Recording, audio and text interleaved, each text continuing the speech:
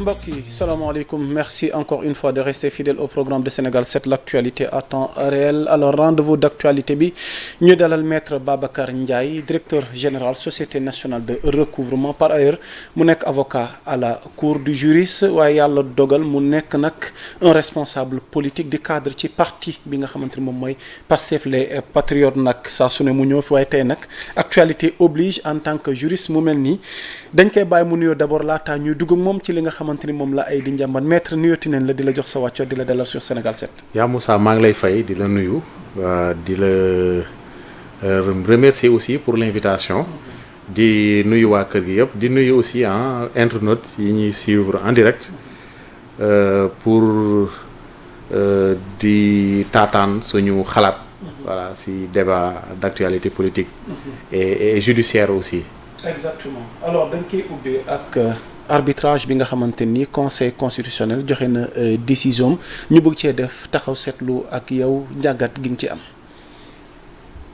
bon man duma gis ni arbitrage la peut-être arbitrage mën na nekk leneen beneen considération mais li ma jàpp mooy le conseil constitutionnel tranché na si benn ñaari position yu wuute entre l'exécutif et le législatif mooy ñaari bànqaas soo xoolee actuellement Sénégal dañu nekk ci une situation politique et institutionnelle atypique en tout cas par rapport à l'histoire du Sénégal lu tax mu nekk une histoire politique c'est la première fois ñu assister benn scénario ba nga xam ni la mouvance présidentielle ak mouvance législative ou bien la majorité législative dëppoowuñu waaw dëppoowuñu am na ñu koy interpréter comme une cohabitation douce une cohabitation heurtée ou bien comme une cohabitation mouvementée voilà loolu moo waral quand même ñu nekk ci situation bi ñu nekk situation bi mooy la majorité parlementaire dafa amoon une proposition de révision de la constitution fondée sur les dispositions de l'article 103 de la constitution mu jox ni disposition bi ni l'initiative de révision de la constitution appartient à l'exécutif et à l'Assemblée nationale mooy le président de la République mën na ci coobare boppam dugal une procédure de révision de la Constitution. Exactement. L'Assemblée nationale aussi mën na mooy les députés waxu sax les députés la wax mën nañu aussi dugal une proposition de révision de la Constitution. Sur la base de ça le mois de juin début mois de juin bi jàppatuma date bi exactement si le président de l'Assemblée nationale convoqué une session de révision de la Constitution ni ko constitution joxe pouvoir boobu bi loolu amee ñu def une proposition de loi si biir proposition de loi boobu bi mu amee ñu jox ko le président de la République pour lecture président de la République def ay amendement wam del dossier bi delloo ko Assemblée nationale bi mu delloo ko Assemblée nationale les députés ont rejeté l'ensemble des amendements du président de la République. Exactement. Mooy président Diomaye Faye ñu rejeté tous ces amendements. D'ailleurs il y avait le gouvernement était représenté par le garde des Sceaux ministre de la Justice maître Moussa Sarr que je le salue au passage. bi loolu amee l'exécutif dafa ay amendements ces amendements ont été rejetés l'Assemblée nationale a passé outre et a voté la révision constitutionnelle. te révision constitutionnelle ba point yi ci gën a fes mooy lu mu tudd le contrôle de la déclaration du patrimoine du président de la République après sa prestation de serment et à la fin de son mandat. beneen bi aussi mu wax ni Sénégal la constitution dañuy constitutionnaliser le mariage entre un homme et une femme xam nga c'est une disposition qui avait simplement une valeur législative léegi dañ ko jox mu nekk une valeur constitutionnelle nga xam ni kenn dootu ko mën a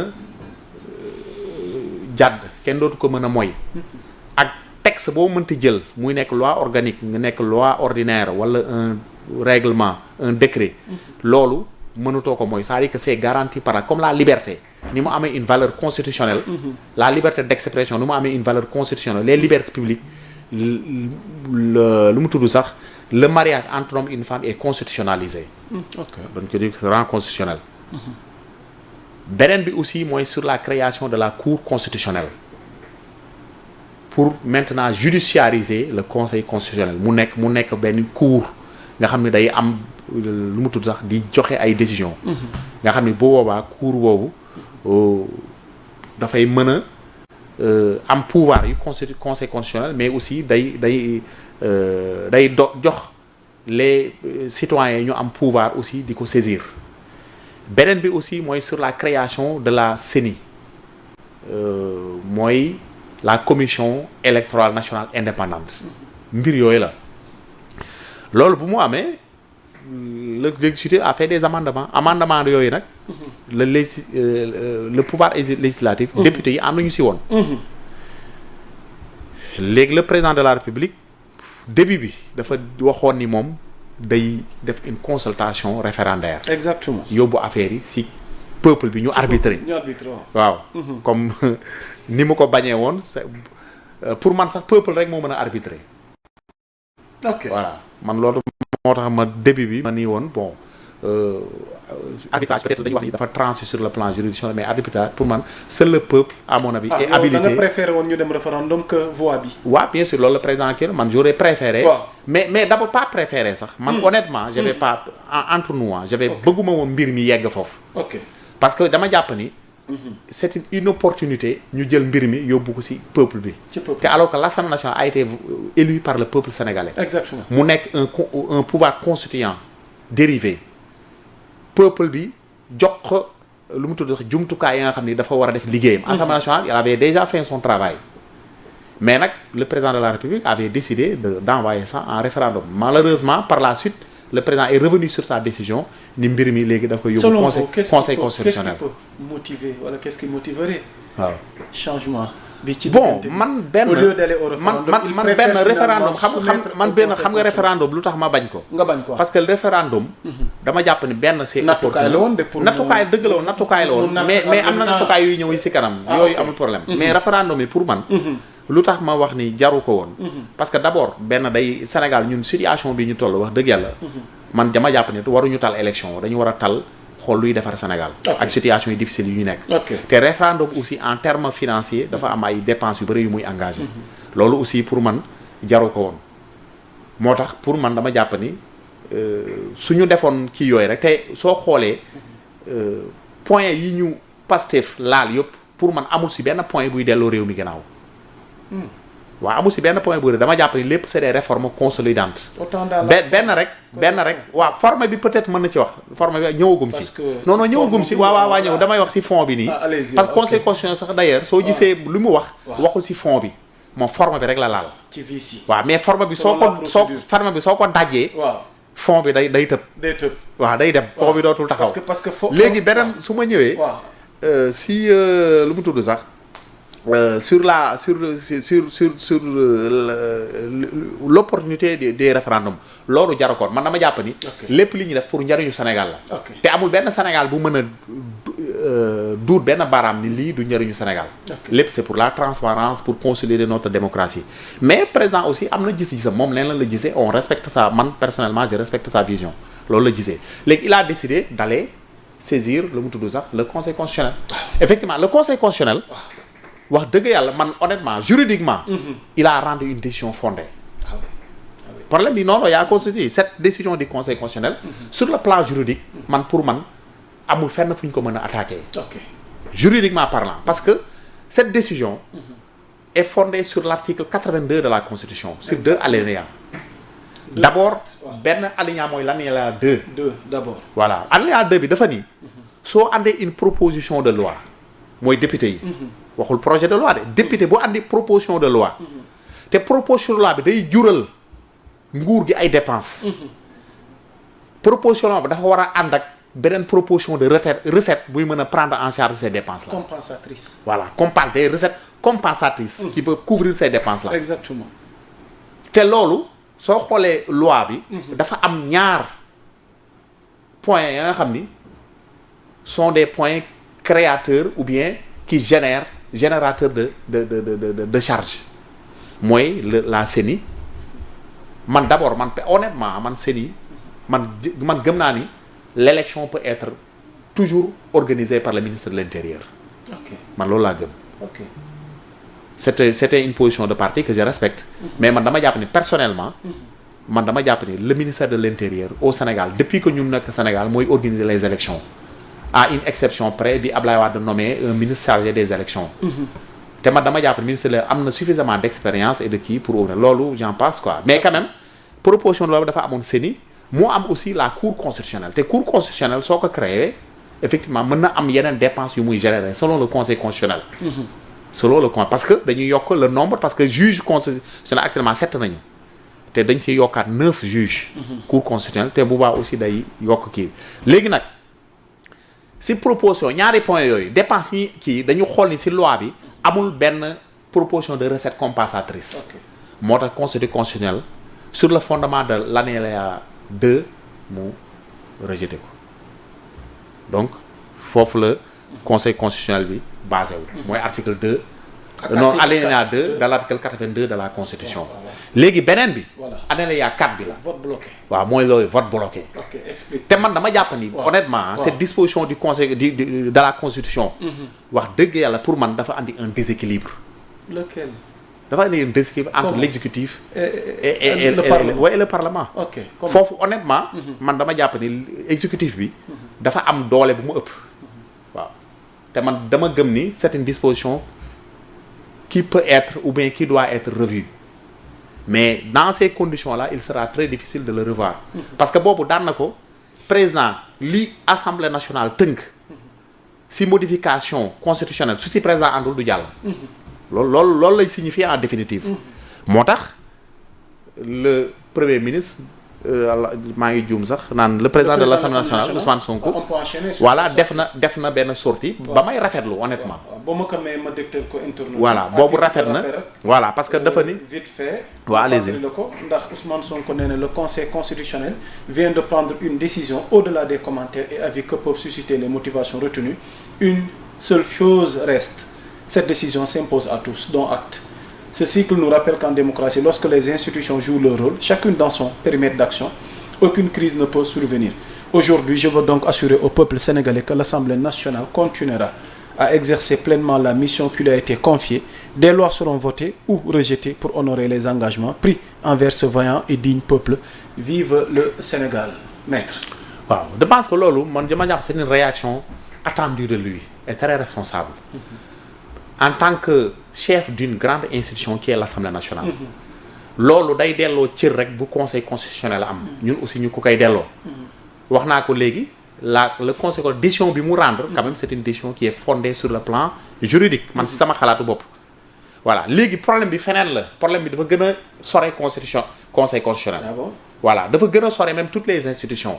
dafa gën a sore le président gën a sore le président de l'Assemblée gën a sore xam nga ko c'est question de loi fondamentale la. parce que l'article 2 moom moo définir loolu. te ñëpp dañu war a tënku sur les dispositions de la loi fondamentale muy président de la République muy le président de l'Assemblée nationale. muy le pouvoir judiciaire représenté en partie par le Conseil constitutionnel. léegi nag disposition boobu article 82 foofu la coow li nekk. parce que man dama jàpp ne déséquilibre boobu am. entre le législatif et l'exécutif foofu la juddoo. te tant que cette disposition là n'est pas corrigée. pour équilibrer les pouvoirs entre le législatif et l'exécutif. donc Assemblée nationale pour man mënul am marge de manœuvre Assemblée nationale lu ndaw lay nekk. pour mu mën a effectivement sore si yenn réforme constitutionnelle su si président de la République àndul. man loolu mooy sama point de vue par rapport à cette décision rendue par le Conseil constitutionnel. alors où va-t-on à l'issue tey jii nii de ce verdict du Conseil constitutionnel, la position d'Ousmane Sonko ëllëgi assemblée nationale ñu def ci taxaw seetlu ban jàngat nga ci am. non pour man assemblée nationale li mu waroon def sur ces points là def na ko. De toute façon c'est des points sur lesquels. su ko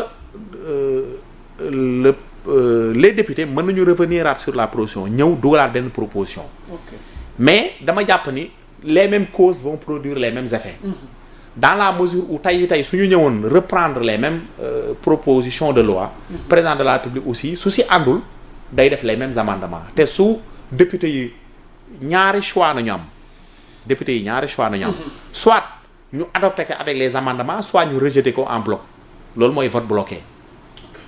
président de la République su defee un amendement mooy l'exécutif su defee amendement si la proposition de loi de révision de la constitution faite par le parlement faite par les députés députés yi ñaari choix rek nañu am ñaari choix soit ñu jël amendement président yi dugal ko ci biir suñ si àndul wala ñu rejeté ko ñaar yooyu rek moo mën a am te suñu adopté suñu passé outre les amendements du président de la République suñu demee conseil constitutionnel aussi day jëlaat même décision parce que loolu moo jox pouvoir boobu loolu moo ko jox le président de la République léegi nag bon man dama jàpp ni loolu li mu koy misaalee day mel na yaa Moussa ma invité la sama kër yow ak sa soxna sama soxna préparé ceeba bu neex sa soxna ñëw ubbi waañ bi ni ka ceeb jën bii de changé ko defaraat beneen jën waaw très belle métaphore. waaw jën bii moom. jën bii. changé ko jaare ko waas bi def si capitaine. léegi nag sama soxna ñaari choix la am. soit mu accepter loolu. wala mu jël kàddir gi tuur. ak kenn du añ. waaw ñaar yooyu daal loolu moo mën a am. te man dama jàpp ni bon c'est métaphore la c'est un exemple juste pour neexal jotaay bi mais quand même. métaphore bu am sens la quoi en réalité. mooy day wane ni quand même le pouvoir quand même entre l'Assemblée nationale dans ce domaine-là sur la révision de la Constitution effectivement le législatif a pris le dessus sur le du moins l'exécutif a pris le dessus sur le pouvoir parlementaire te pour man loolu à mon avis man dama jàpp ni pour une bonne démocratie sénégalaise loolu dañ ko war a xoolal parce que Assemblée nationale aussi il bénéficie de la souveraineté populaire. Exactement. Voilà et au nom de cette souveraineté populaire ñoom aussi peuple bi dañu war a représenter. Certes le président de la République jouit de la souveraineté populaire. loolu kenn werante wu ko mais aussi les députés aussi jouissent de la souveraineté populaire. léegi nag il doit y avoir un dialogue entre les institutions c'est normal mais aussi institution bu nekk aussi da nga war a am sa pouvoir. voilà da war sam pouvoir de révision. te ce pouvoir de révision là pour man beneen institution. waru ko mën a bloquer wala mu mën ko entacher quoi. pour que vraiment pour que Sénégal mën a tegu ci yoon bi. alors vite fait ci premier point bi ñi njortu ne d'ici la fin de l'année on va vers une dissolution de l'Assemblée nationale tey ban jàngat nga ci am. bon man xam nga souvent damay éviter di def ay jàngat si lu ñëwagul voilà mais lu mën a nekk la prérogative du président de la République la. loolu amul ci loolu awma si lu may wax. yaa ngi ko président de la République mais man dama jàpp ni honnêtement dëgg la sur le plan politique ñoo ngi suñu yoon le président de la République mi ngi ci yoonam. mais quand même warul nekk benn rupture de dialogue entre les institutions pour l'intérêt des Sénégalais man loolu laa gëm parce que dem élection ça va générer des charges ça va générer du temps perdu aussi parce que élection foofu gis kenn dootul liggéey daan na ko nit ñaa ngi ci élection yi. di battre campagne di dugg ak di génn est-ce que vous comprenez te pour man Sénégal dafa tellu ci benn tournant ba nga xam ni dañoo war a accorder la priorité à redresser le pays man loolu laa jàpp te luy intérêt kii bi du ay élection ak yooyu pour man majorité bi mi ngi fi y a la majorité présidentielle aussi déggoowuñu sur le plan politique kii peut-être nii la xalaatee keneen xalaatee nii mais quand même nañ ko def dans un cadre de gentleman agreement. Comme ce qui se passe dans les pays développés. Ah mais certains DG. yaa ngi comprendre ñu ngi jël position. am na nga xamante ne tey Pastef lañ bokk nekk cadre ñoom jël nañ position. waaw choisir nañ seen camp. démb rek DG FONGIP bi Ndeye Fatou Mbodj. moom fi mu ne nii elle a choisi son camp. ñu ngi koy taxé entre guillemets de traître alors tey ndax ñi nga xamante ni dañoo fas yéene des ak Diomaye nekk DG comme yéen ci li ñuy tuddee ñaari camps yi dessiné wu politiquement parlant ngeen waroo gis-gis c'est des traîtres wala tey jii nii da ngeen a war a génn dem rejoindre seen parti bi ànd ak Ousmane Sonko ci feuille de route bu bees bi nga xamante ni moom la tracé. Maître, vous êtes responsable de Pastef, vous êtes cadre là-bas nga nekk DG également ci réew mi alors yow tey débat boobu noonu ban njàngat nga ci am. xool man damay def benn leeral man fii ma nekk nii président de la république moom mu fi teg. ok saa yu demee ba gis ni mënatum ko kii wala am na si beneen xalaat moom il est libre teggi ma fi loolu amul man awma si loolu awma si benn problème. ok est-ce que vous comprenez. beneen affaire bi mooy aussi sur le plan politique. man dama am des convictions que j'assume. ces convictions mooy man Pastef laa bokk. idéo Pastef moo ma doy vision Pastef moo ma doy. sous le leadership éclairé du premier ministre du président la Ousmane Sonko. loolu y a aucun souci.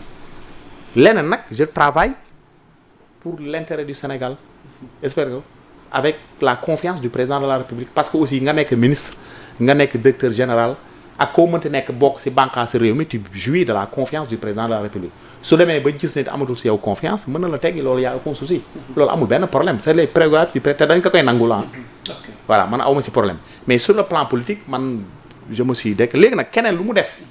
kooku non non ñi ñu dégommé ñi nga xam non y a aucun souci loolu président moo ko décidé c'est son droit parce que la constitution aussi moo jox cette prérogative là au président de la République dañ ko koy respecter léegi pour les autres qui ont décidé aussi de faire autre ñooñu si c'est leur liberté moi je respecte la liberté des gens est-ce que vous comprenez man loolu laa gëm man dama bëgg ku ma respecter sama liberté man aussi je respecte la liberté des autres wax dëgg yàlla du ma see xas kenn du ma si ñaawal kenn képp ku jël sa décision aussi loolu ça t'engage. est-ce que jar na ay retiré ci groupe bu fekkee ni nga koy waxee ni respect de cette liberté des autres là am na ñu bokk ci yéen gis nañ ni ñu ngi génn di wax ni bokkutuñ ci groupe cadre yi dañ leen a génne. waaw mais bon xam nga loolu conséquence la loolu. mais loolu conséquence la. ok loolu c'est des conséquences. xam nga ñoom ñoo décidé. bokkutuñu. ok ku bokkutul kay wax dëgg yàlla man jiw gisuguma ngay nekk membre d'un groupe ba nga xam ni ñi fa nekk yéen bokkutu leen gis-gis man loolu laa jàpp. loolu c'est tout à fait normal. parce que c'est les conséquences dafa am ñu néew nu bokkunu de. mais dañ leen a gis ñu dem ci ay ndaje Diomaye. non ça dépend ci ndaje bi. xam nga le président de la République aussi. moom mooy li mu tudd sax moom mooy kilifa moom moo fi kilifa ñëpp. yaa ngi comprendre. ok si cadre république bi wax dëgg yàlla loolu amuñu si wuute ak moom on travaille ñun ñëpp moom day liggéey pour l'intérêt du Sénégal ñun aussi dañuy travailler pour l'intérêt du Sénégal ñun ñëpp on se sacrifie tous les jours yaa ngi comprendre pour que Sénégal avance pour que Sénégal am ay résultats yu positifs pour les générations futures ak pour ñun aussi loolu no ça nous pose mais sur le plan politique aussi ku nekk aussi da nga am sa da nga am sa camp loolu y a aucun souci man ma jàpp ni bon tey bi conseil constitutionnel rendait cette décision j'étais un peu déçu quand même ça il faut le dire parce que je n'attendais pas à ça mais quand même bi ma liiree arrêt bi xam naa ni conseil constitutionnel fu wóor la ko teg mais beneen aussi li atténuer sama déception mooy alhamdulilah parce que am na yeneen dëkk yi nga xam ne peut-être ça se réglerait d'une autre manière xam nga fi may waxee am na yoo xam ni ça te règle donc suñu demee ba am une démocratie ba wax dëgg yàlla comme nu ko le président Ousmane Sonko waxee léegi du saluer aussi cette maturité démocratique et institutionnelle du Sénégal nga xam ne lépp lu am institution yu si war a taxaw daañ ci taxaw yu si war a wax daañ ci wax jël si seen position te ñëpp respecté ko loolu moo am soo si àndee da nga koy respecté soo si àndul aussi da nga koy respecté tey ñun waa Pastef décision bi neexuñu selon suñu sago mu nekk leneen mais quand même dañ koy respecter parce que c'est une décision qui a été rendue par une institution de la République te loolu y a aucun souci on est des démocrates on est des républicains te loolu wax dëgg yàlla képp ku bëgg a jàmm Sénégal bëgg a instabilité loolu si da nga koy respecter tey wax dëgg yàlla monsieur Ousmane Sonko loolu la def te ñu koy féliciter di ko vraiment jaajëfal si kii quand même position réaction bi mu def. ok réaménagé waat na bureau bi nga xam cabinet ba autant pour moi bu assemblée nationale bi. ñu gis ci ay anciens ministres yu ñoo fekk si dooleel cabinet bi am ñu koy jiñ sax ne Ousmane Sonko dafay mel luy taxawal gouvernement parallèle réorganisation boobu mu def cabinet am à quelle fin ban njàngat lañ ci. waaw mais xam nga yaa Moussa yow suñ la nommoon benn poste tey jii il faut nga am sa ay collaborateurs yi nga xam ne ñoom nga wóolu moom ngay liggéeyal. ok loolu ça c'est loolu ça loolu ça mais ça El Malick ces collaborateurs là ça ne veut pas dire que Ousmane aussi mën na déggoo collaborateurs yooyu wala mën na liggéey ak ñoom xam nga ku nekk aussi yow sa cabinet. nit ñu fa war a nekk yow yaa leen war a choisir yaay xool ku la doy. nga xam ne wóolu nga ko sur ses compétences sur sa loyauté nga nommé ko ci sa cabinet. loolu c'est valable c'est comme le président de la République moom mooy choisir son directeur de cabinet politique tout ça son conseiller juridique secrétaire général du gouvernement il choisit ses hommes Ousmane Sonko nag li mu def nii c'est dans l'ordre normal des choses il a choisi ses hommes ay nitam la choisir yi nga xam ne wóolu na leen mën na liggéey ak ñoom pour man loolu honnêtement warul am débat. Okay. Voilà, je ne vois pas de débat à ce niveau-là. Voilà, c'est des règles de fonctionnement normal d'une institution. Ousmane Sonko si loolu la nekk il est en train de mettre sur pied son cabinet ba nga xam ni dañ koy jàppale si liggéeyam bi mu nekk à la tête de l'Assemblée nationale. Ok alors l'arrivée annoncée de Macky Sall au Sénégal officiellement xamaguñ kàlla dina ñëwam déet ban jàngat nga ci lañ ciy def surtout que fi mu ne ni mi ngi wut li ñuy tuddee secrétariat général des Nations Unies bi. waaw bon Macky Sall c'est un Sénégalais pour man droit bi ma am ci Sénégal moom la am ci Sénégal rien ne l'empêche de venir hein. Man loolu pour man du événement. C'est pas un événement. Ok oui loolu du événement. Alors on termine avec la création wala bientôt mu fësal ko njiitum réew mi son excellence Bassirou Diomaye Diakhar Faye fas yéene na samp ndëndam taxawal parti présidentiel am.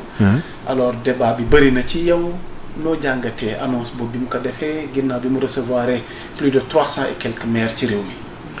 waaw mais bon xam nga politique nañu nekk wax dëgg yàlla bon te président de la République tracé na ligne am man dama jàpp ni c'est tout à fait naturel mu am benn structure politique bu ko jàppale léegi nag moom mooy xam na la koy defee wax dëgg yàlla ku nekk yaay xam nooy tojee sa bopp janax voilà du dëgg. mu nar a jàkkaarloo yéen loolu man du mu si am. aw ma ci commentaire yu rëy may def yéen passif. ah non confrontation koo xam ne nee na ci yéen la bokk ba tey génneewu leen ko ci yéen. waaye annoncé na ne dafay taxal partem taxul nu dégg ne tamit nee ngeen bokkul ci yéen waaye bés bu ko dogalee nag mu war a jàkkaarloo ak yéen.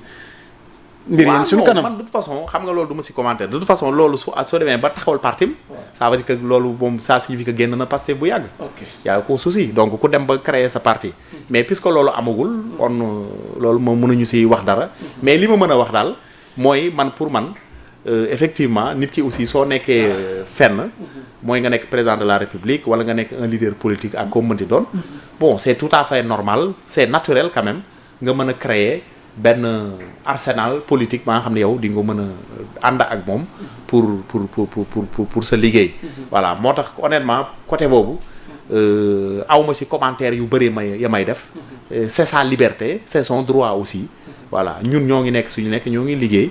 donc nuñ ñu ko respecté lee ñuy liggéey suñu liggéey ñoon aussi noonu lañu ko koy respecté lee pour que wax dëgg yàlla pour man loolu warul am commentaire c'est dans l'ordre normal des choses quoi.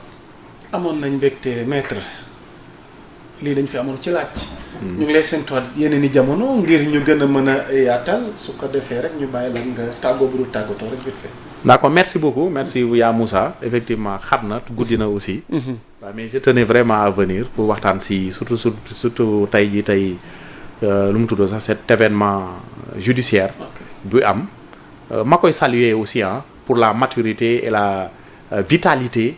démocratique sénégalaise muy wane Sénégal est un pays de dialogue entre les institutions ak quelles que soient nos contradictions fii rek nañuy mujje c'est pas la fin du monde de toute façon politique moom dañuy def lu ñu war dans un délai déterminé suñu ñemee ñeneen ñëw mais luy suñu yéy na rek mooy fexe ba ñu bàyyil suñu doom yi suñu sët yi benn héritage ba nga xam ne ñoom aussi suñu ñëwee daañu am fu ñu teg seen tànk gën a mën a améliorer quand même la marche du pays. Merci beaucoup. di ko jaajëfal moom maître Babacar Ndiaye DG Société nationale de recouvrement avocat à la cour du nekk responsable politique ci cadre ci parti bi ñuy wax Pastef Ismaïla ñu ngi lay jaajëfal ak mboolem ñi ñu doon bàyyi xel d'ici là portez-vous bien l'actualité est en continu sur Sénégal 7 jaa ngeen jëf asalaam.